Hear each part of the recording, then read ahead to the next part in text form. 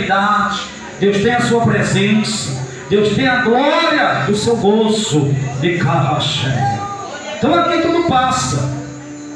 Por que o Senhor fala isso, pastor? Porque se a gente não entender isso, a gente vai achar que realmente glória é ter grandes riquezas nesta terra, se referindo às coisas materiais. E do que adianta você ter tesouros nesta terra, edificar coisas nesta terra, e um dia tudo ser queimado pelo fogo do juízo de Deus? Do que adianta você ganhar o mundo inteiro e perder a sua alma? Então presta atenção no que Deus está falando. Primeira lição, aqui tudo passa. Versículo 1, capítulo 24 de Mateus diz assim: e quando Jesus ia saindo do templo, aproximaram-se dele e seus discípulos para lhe mostrarem a estrutura do templo. O templo que ficava ali, em Jerusalém, era algo magnífico. Louvado seja Deus. E nós encontramos, informações sobre o templo dentro da Bíblia Sagrada. E a Bíblia nos diz que, embora ninguém saiba exatamente qual era a aparência desse templo, a Bíblia diz: não há dúvida de que deve ter sido magnífica. Segundo as informações, Herodes havia ajudado os judeus a restaurá-lo e embelezá-lo, sem dúvida para manter relações amigáveis com os seus súditos. A informação que próximo ao interior do templo, onde os objetos sagrados eram guardados e os sacrifícios oferecidos, havia uma área maior chamada Átrio dos Gentios, onde os cambistas e mercadores armavam suas tendas. Do lado de fora dessa área existiam grandes pórticos, aleluia, o pórtico de Salomão, que tinha cerca de 515 metros de comprimento, e o pórtico real era decorado com 160 colunas, que se estendiam ao longo de aproximadamente 304 metros. Então, observando essa estrutura, se referindo ao templo de Deus em Jerusalém, essa estrutura é gloriosa e maciça. Os discípulos provavelmente devem ter considerado difícil acreditar nas palavras de Jesus sobre a destruição do templo. Louvado seja Deus. Quem me ouve? Agora escute. Este templo, o qual é descrito nessas informações, era o templo que Salomão construiu em Jerusalém, ao nome do Deus vivo. Jesus visitou este templo várias vezes, e aqui nesse texto bíblico, a Bíblia diz que quando Jesus estava saindo do templo, os seus discípulos se esforçaram para chamar a atenção de Jesus. Olha para cá, igreja. Os discípulos se esforçaram para chamar a atenção de Jesus, para que Jesus observasse a beleza, a glória daquele templo. E quando ele se esforça para chamar a atenção de Jesus para as coisas terrenas, para as coisas materiais, para as coisas perecíveis, Jesus lembra a eles que neste mundo tudo tem tempo determinado por Deus, e que aqui, segundo a vontade de Deus, tudo passa. Por mais bonito que seja, por mais belo que seja, por mais glorioso que seja, aqui tudo passa. Então não se engane com as aparências das coisas mundanas. Não se engane com a glória deste mundo, que é passageira.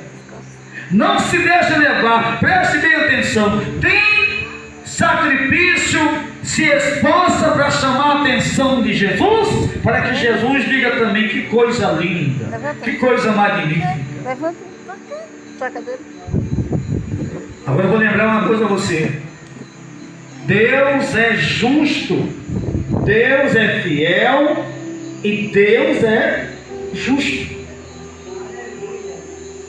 Jesus olhou para eles e disse: vocês estão vendo este templo, no qual vocês estão fascinados, no qual vocês estão aí, se gloriando, se maravilhando. Vocês estão vendo? Aqui, isso aqui foi uma profecia: aqui não restará pedra sobre pedra. Tudo isso que vocês estão gloriando, louvando, um dia será derrubado, queimado pelo fogo do juízo de Deus. Esta profecia, igreja do Senhor, foi contra o templo que foi levantado ao seu nome. Dá para entender como é sério? O próprio Filho de Deus, o Senhor Jesus, estava dizendo: vocês não sabem, mas isso aqui vai ser destruído, isso aqui vai ser queimado. Aqui não vai restar pedra sobre pedra, tudo vai ser destruído. Mas me diga por quê, pastor? Porque Deus é fiel e justo. Salomão, igreja do Senhor, não brinque, porque a palavra de Deus não vem vazia, ela não vem em vão e não volta vazia. Não brinque. Ele é o mesmo, ele não mudou. Ele é santo, ele é puro, ele é perfeito. Ei, talvez você não conheça, porque às vezes a gente não se aprofunda muito em estudar as escrituras, mas quando a gente estuda um pouco a vida de Salomão e a história do templo do Senhor em Jerusalém, a gente vai descobrir algo interessante. Bendito seja Deus. É que Salomão, ao construir o templo, ele pediu a Deus para que Deus abençoasse as pessoas que fossem àquela casa a orar, que Deus perdoasse os pecados das pessoas que entrassem naquele templo, que orassem ao Senhor, que o Senhor abençoasse, que o Senhor perdoasse, que a presença de Deus se encontrasse ali. E sabe o que foi que Deus disse para Salomão? Deus disse para Salomão: a minha presença, a minha presença vai ser nessa casa, Salomão.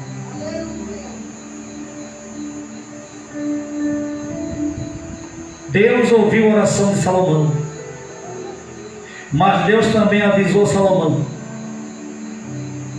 se o meu povo, que se chama pelo meu nome, se humilhar e orar, e buscar minha face, e se converter dos seus maus caminhos, eu ouvirei dos céus, perdoarei os seus pecados e sararei a sua terra.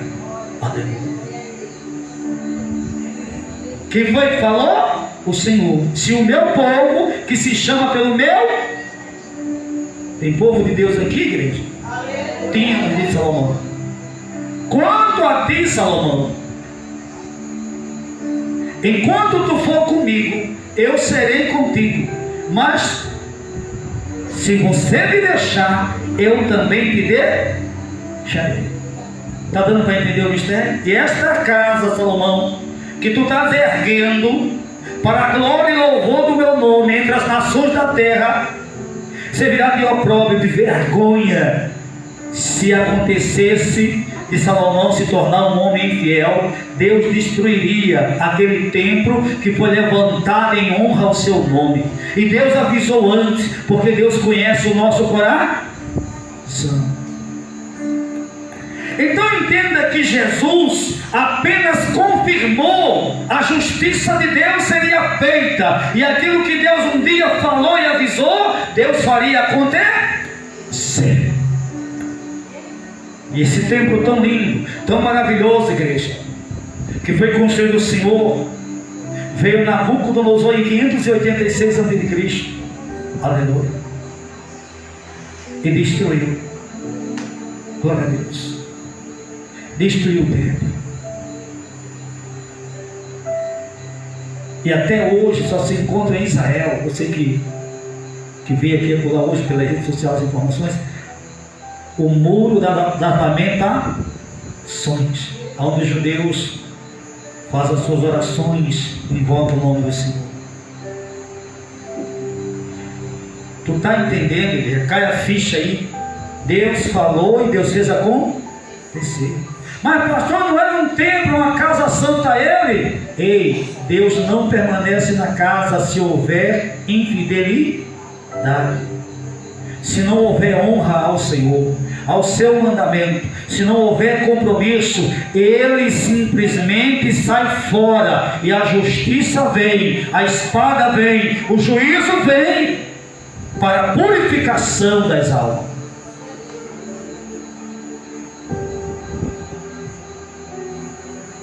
Você está chamando a atenção de Jesus para quê? Você está clamando por Jesus para quê e por quê?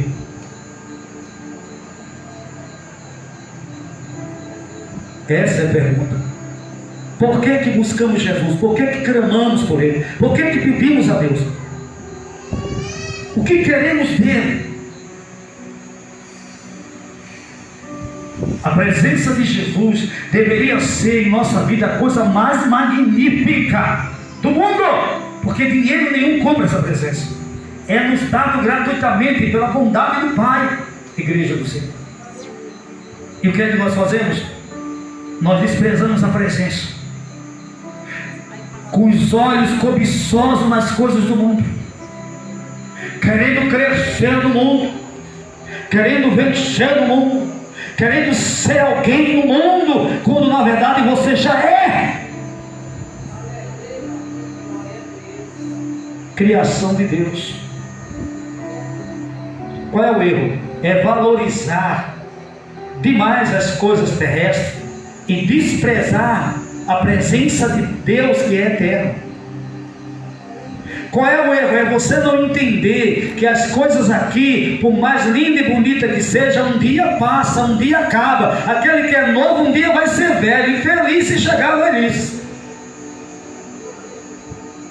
Feliz é a pessoa que nasce, cresce, desenvolve, é jovem, chega a ser homem ou mulher, e um dia chega a ser senhora ou ancião. Mas aqui tudo passa. Amém? Então valorize a presença, valorize o que é eterno, valorize os princípios da palavra, valorize a sua comunhão com Deus, a eternidade com Deus, porque aqui um dia tudo passa. Eita Deus, decanta na vassoura. Em 70 depois de Cristo aconteceu, né? A profecia que Jesus falou se cumpriu. Mas vamos para cá, porque tem que nas coisas aqui que eu quero pegar para você. Versículo de número 2. Jesus, porém, disse: não vês tudo isto? Eu já falei. Versículo 3. Estando assentado no Monte das Oliveiras, chegaram-se a ele os seus discípulos, em particular, dizendo: dize-nos quando serão estas coisas, que sinal haverá da tua vinda e do fim do mundo? Monte das Oliveiras. Jesus estava lá, e os discípulos estavam curiosos. Sobre o que, pastor? Sobre as palavras de Jesus, sobre aquilo que Jesus tinha falado. Amém?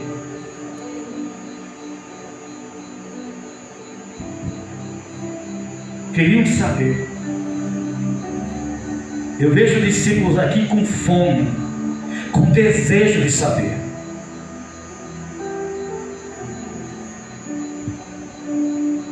Dize-me, Senhor, quando serão essas coisas? Quando é que vai acontecer isso? Quando é que vem o fim? Dê-nos mais conhecimento. Uma igreja que não vem no discipulado, não senta na cadeira para ouvir de Jesus, aprender com Jesus, nem irmão, pelo amor de Deus. O que será de nós?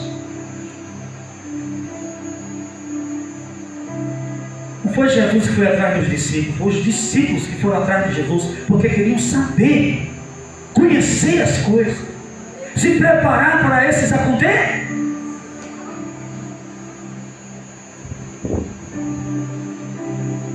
Que Deus tenha misericórdia de nós, mas que o Senhor nos ajude.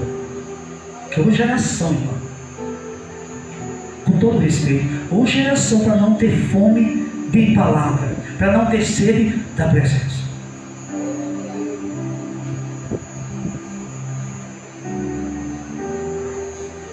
Mas pastor,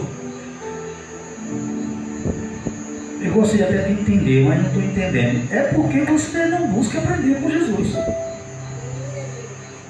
Não busca, irmão, aprender com Jesus.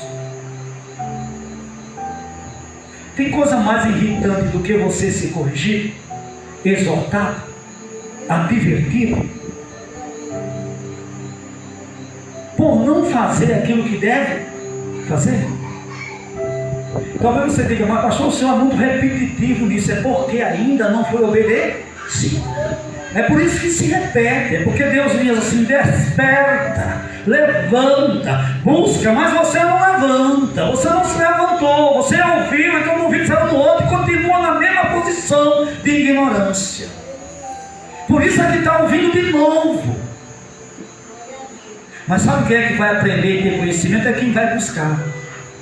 Quem tem desejo de aprender, vai aprender com o Senhor. Quem tem desejo, busca. Quem tem desejo de Jesus, vai receber maná dos céus. Ei, palavra revelada, graça para ministrar, vai ser luz, vai ser diferente. Quem tem desejo não vai se enganar. Quem aprende com Jesus, não. Vê só que coisa. E o que é que eles querem saber? Olha o verso. Oh, glória a Jesus. Dize-nos quando serão essas coisas. Que coisas? Que sinal haverá da tua vinda? Qual é o sinal? Que haverá da tua vinda e do fim do mundo. Olha o que eles perguntaram. Que sinal haverá da tua vinda? Qual é o sinal que aponta a tua vida? E do fim do mundo. Você está atento para isso, irmão? Tem muitos sinais. Jesus aqui vai falar de alguns. Quer conhecer os sinais que apontam que a volta de Cristo está perto? Que o fim do mundo está chegando? Você quer conhecer esses sinais? Observe a resposta de Jesus. Diga aí para o seu irmão, diga para a irmã, está na Bíblia. Você estuda as Escrituras? Balança na mesa, sacode mesmo, arrocha, para ver se ela desperta. Pergunta para ela, tu estudas as Escrituras? Está na Bíblia. Vamos lá, gente.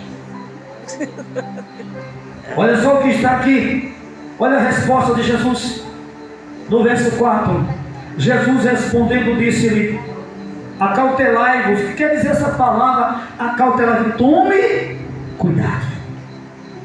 Quem disse foi Jesus, igreja, há quase 12 mil anos, que a igreja deveria tomar cuidado. Por que, pastor? Meu irmão, ninguém está desavisado não, está aqui que viria, já existia e viria muito mais nos últimos dias. A igreja não sabe mais definir o que é um verdadeiro profeta e nem um falso profeta, e engole todo o sapo que encontra por aí, na rede social. Eu nunca vi uma geração tão difícil como essa de hoje, né? Porque ela prefere dar crédito a um desconhecido na rede social do que dar crédito à palavra de Deus que é pregada na igreja. Ela prefere valorizar um pastor de rede social do que valorizar aquele que Deus colocou ali perto dela para alimentar com mastro maná. Você está entendendo? Observa a resposta de Jesus. E Jesus respondendo disse-lhe: acautelai-vos que ninguém vos engane, porque muitos virão em meu nome. Jesus disse o que, igreja? Muitos, irmãos, pelo amor de Deus, igreja.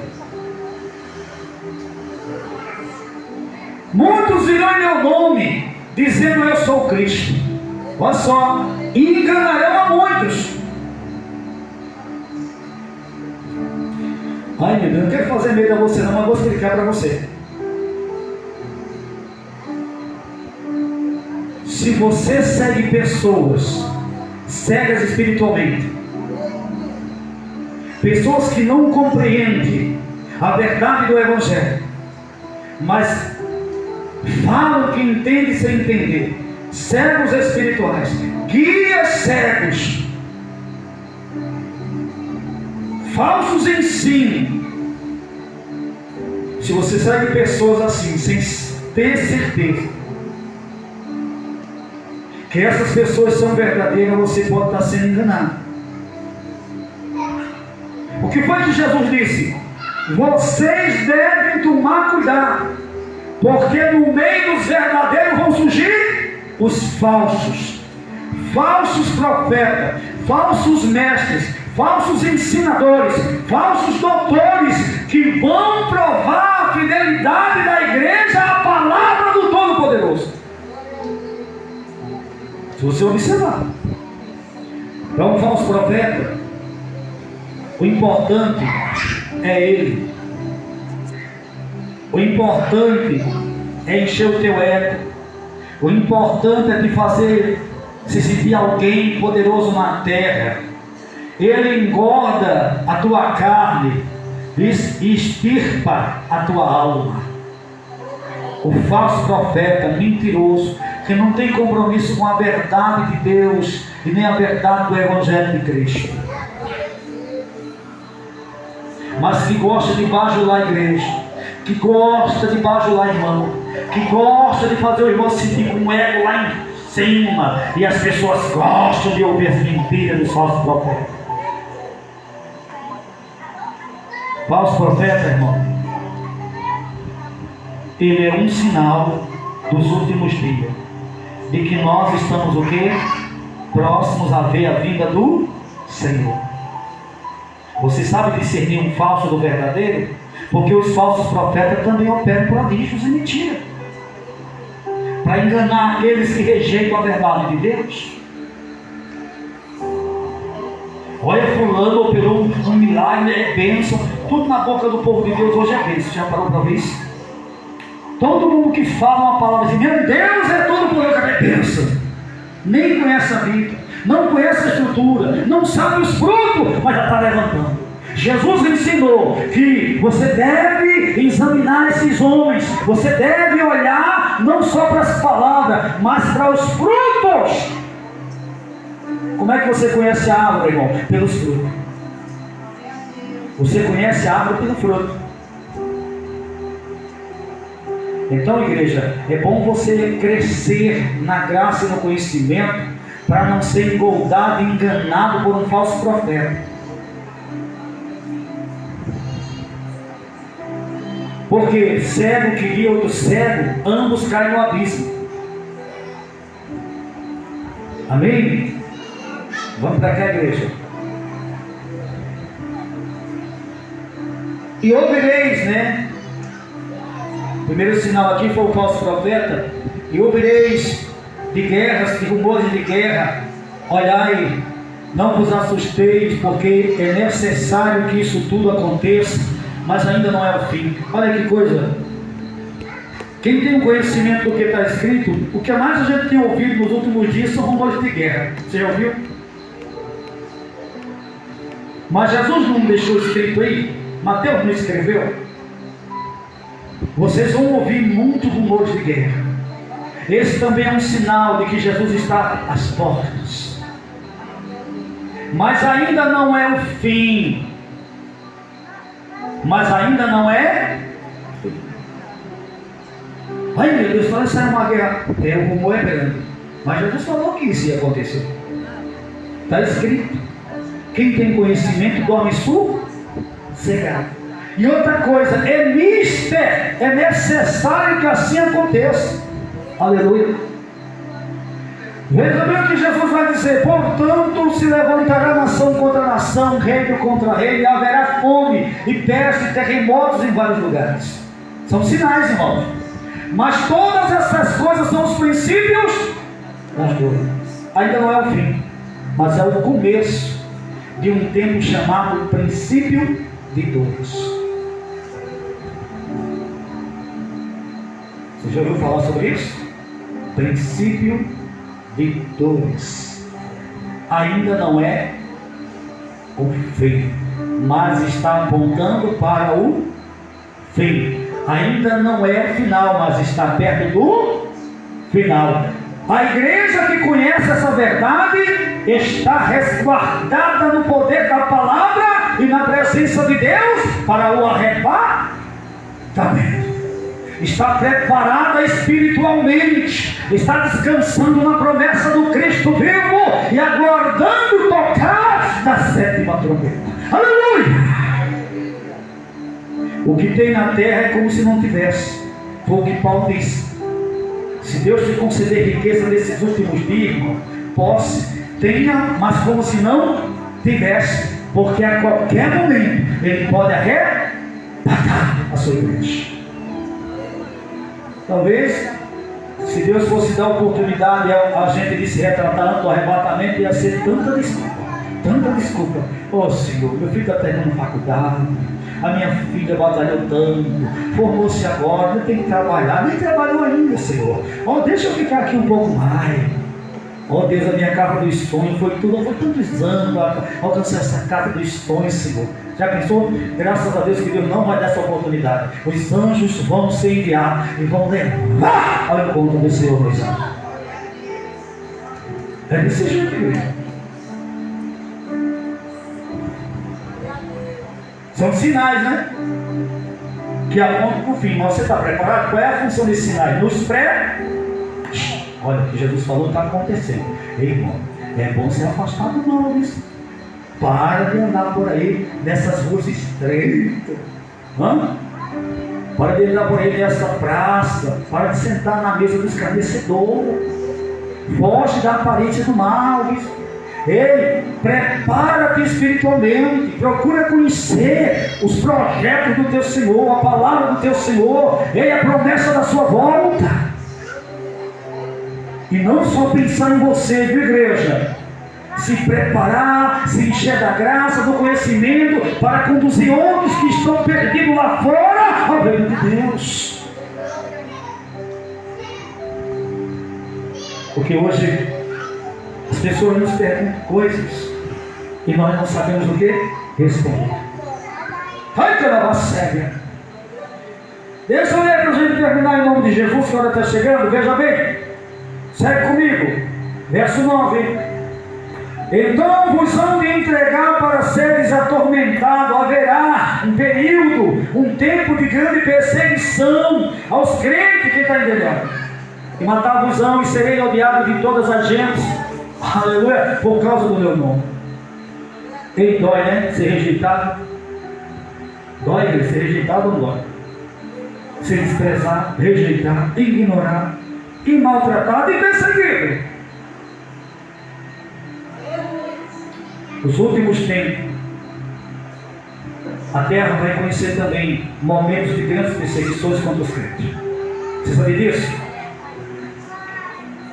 Então não se assombre se as pessoas não sorriem para você como você gostaria que elas sorrissem. Não se assombre se elas fazem de conta que quando vê você parece que viu a besta fera. Por quê, pastor? Porque está escrito. O simples fato de você ter entregado a sua vida a Cristo, ter nascido de novo, estar com Jesus, se guardando para Ele, faz com que essas pessoas te aborreçam. Ninguém aqui está desavisado, porque está na palavra. Louvado seja Deus. Fechando a palavra de hoje. Nesse tempo, verso 10, muitos serão escandalizados e trair-se-ão uns aos outros, e uns aos outros se aborrecerão. Olha o que está no versículo, irmão. Traição, aborrecimento. Você tem visto esse tipo de coisa acontecendo? São sinais de que o fim está chegando. Dentro da própria igreja. É tanto irmão traindo, irmão. É tanto irmão aborrecendo, irmão, que chega dói. Chega dói. Chega o ímpio que ainda não entende, olha assim, mas por quê? aquele irmão aborrece tanto aquele irmão. Mas está escrito, irmão. Agora você é joio ou você é trigo? Pastor, eu aborreço porque Jesus falou. Então você é joio. Porque o trigo vai fazer ali. É exatamente, quem é trigo.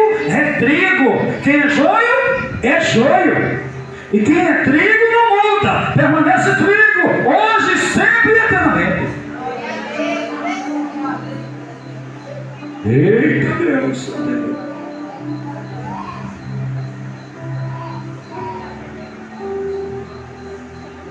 Por que a igreja não aprende? Porque não vem, porque não busca, porque não quer.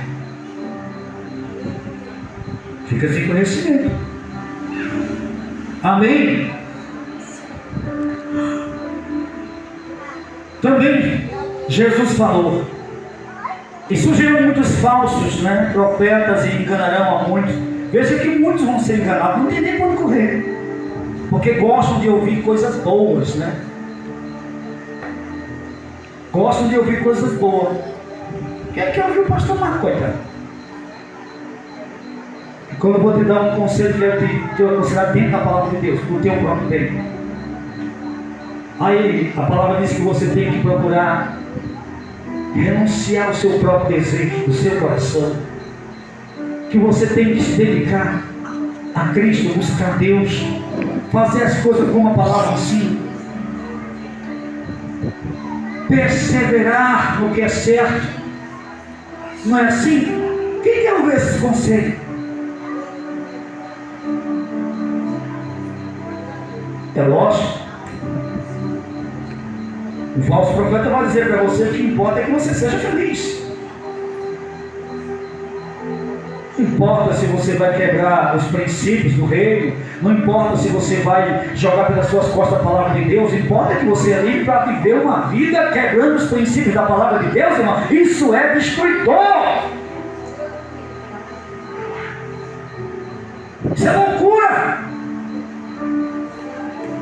Mas tem pessoas que dão crédito, Tem pessoas que só aceitam quando aquilo que vem vai com aquilo que ela está pensando, porque ela acha que o pensamento dela é melhor do que o pensamento de Deus para a sua vida.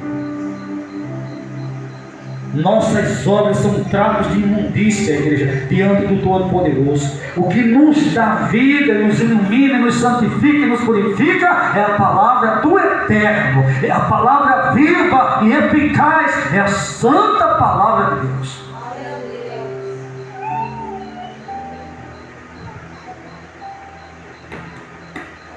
Tem algumas pessoas que não querem ser pastoreadas por pastores que pregam a verdade. Mas eu não me preocupo, irmão. Apesar da gente ficar triste por saber que está escrito a respeito dessas pessoas, que elas rejeitariam a verdade e voltariam os mitos. Está escrito, igreja. Antes do tempo do fim, vai vir uma apostasia da fé. Antes do anticristo surgir, o apóstolo Paulo diz que haverá uma grande apostasia da fé. Muitos abandonarão Cristo. Eita Deus,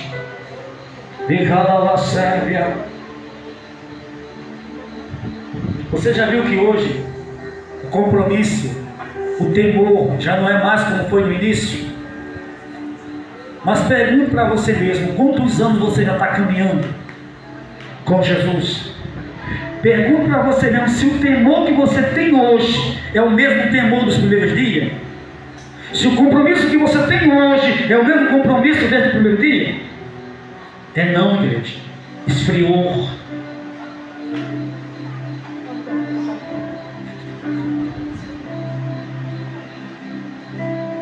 Mas eu vou te dizer uma coisa. E por se multiplicar, versículo 12, a iniquidade, o amor de muitos se esfriará. Olha só. O que é que você espera nos últimos dias? Diminuição do pecado? É ruim. Tudo aponta para o fim. Quem está me ouvindo? E por se multiplicar, o pecado, a iniquidade, a maldade, a perversidade, as abominações, o amor de muitos esfriará. Então o que é que os últimos dias nos traz? Aumento do pé, da maldade. Olha para cá para você compreender isso. Fechando no versículo 13: mas aquele que perseverar até o fim será salvo. Tem um ponto final.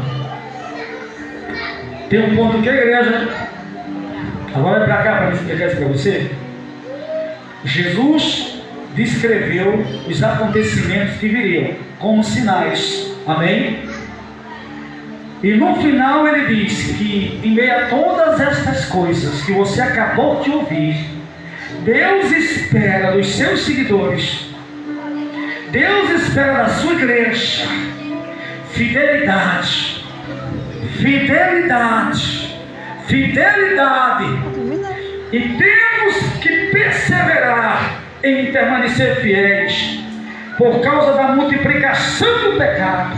O mundo, o sistema, o inferno, nosso próprio coração muitas vezes quer nos tragar de volta ao mundo da imundícia, ao mundo destruidor. Mas você não está enganado, porque o Senhor já falou como seria. Cabe a você agora a perseverar em permanecer fiel a Deus em meio a todas essas coisas. Você entendeu? Se levante. Fique de pé. Vamos orar. Agradecer ao Senhor por esta palavra. Eita Deus.